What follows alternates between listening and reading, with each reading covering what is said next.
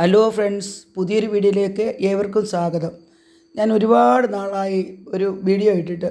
പക്ഷേ അതിൽ പനീർ മേടിച്ചായിരുന്നു. 200 ഗ്രാം പനീർ അത് വാങ്ങിച്ചായിരുന്നു. എന്നാൽ ഒരു പനീർ കറി എങ്ങനെ വെക്കുന്നതെന്നൊന്ന് പറയാമെന്ന് വിചാരിച്ച. അതെല്ലാവർക്കും അറിയാം, എന്നാലും ഞാനങ്ങ് പറയുവാന്നേ.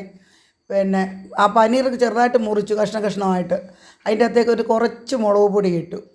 പിന്നെ അതിന് ശേഷം ഒരു ശകലം ഉപ്പ് പൊടി ആവശ്യത്തിന്.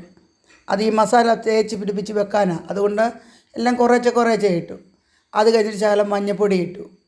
അതും കൂടെ ഇട്ടിട്ട് നല്ലപോലെ തേച്ച് പിടിപ്പിക്കും. നല്ലപോലെ അത് ഇളക്കി പിടിപ്പിക്കുവാണേ.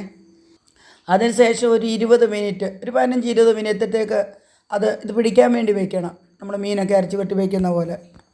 അതിന് ശേഷം ഒരു തക്കാളിക്ക ചെറുതായിട്ട് മുറിച്ച് അത് മിക്സിയിലിട്ട് അതിൻ്റെ കൂടെ കുറച്ച് പറങ്ങാണ്ടി ഞാൻ വെള്ളത്തിൽ നേരത്തെ കുതിർത്തായിരുന്നു, അതും കൂടെ അതിൻ്റെ കൂടെ ഇട്ട് നല്ലപോലെ അരച്ചെടുക്കണം. നേരത്തെ മുളക് പുരട്ടി വെച്ച ആ പനീർ എടുത്തിട്ട് അല്പം ബട്ടറിലോ അല്ലെങ്കിൽ നെയ്യുണ്ടെങ്കിൽ നെയ്യിലോ കുറച്ചൊന്ന് വറുത്ത് എടുക്കണം. ചെറുതായിട്ട് ഒന്ന് പൊള്ളിച്ചെടുക്കണം. ഒരു ശാലോ ഫ്രൈ അങ്ങനെ ആക്കി എടുക്കണം. അതിന് ശേഷം ഞാൻ നെയ്യാണ് ഒഴിച്ചത് കേട്ടോ. എനിക്ക് നെയ്യേ ഉള്ളായിരുന്നു. പിന്നെ ആ നെയ്ക്കകത്തോട്ട് ശകലം പട്ടയും ഗ്രാമ്പുവും എല്ലാം കൂടി ഇട്ട് ഒന്ന് വഴറ്റിയിട്ട് ഒരു സവാള ചെറുതായിട്ട് കൊത്തി അരിഞ്ഞ് അതും കൂടെ നല്ലപോലെ വഴറ്റണം. ഞാനത് വഴറ്റിയ കൂട്ടത്തിൽ ഒരു ശകലം ജീരകവും കൂടി ഇട്ട് വഴറ്റിയായിരുന്നു, അത് പറയാൻ മറന്നുപോയേ. അതിന് ശേഷം ഇഞ്ചി വെളുത്തുള്ളിയുടെ കുറച്ച് പേസ്റ്റ് നല്ലപോലെ ചതച്ചത് അതും കൂടി ഇട്ട് നല്ലപോലെ വഴറ്റി അതിലേക്ക് ഒരു അല്പം കുരുമുളക് കൂടെ പൊടിച്ചുകൂടെ ചേർത്തതിന് ശേഷം മുളക് പൊടി, മഞ്ഞൾപ്പൊടി, ഗരം മസാലപ്പൊടി എന്നിവയും കൂടെ ചേർത്ത് നല്ലപോലെ വഴറ്റണം.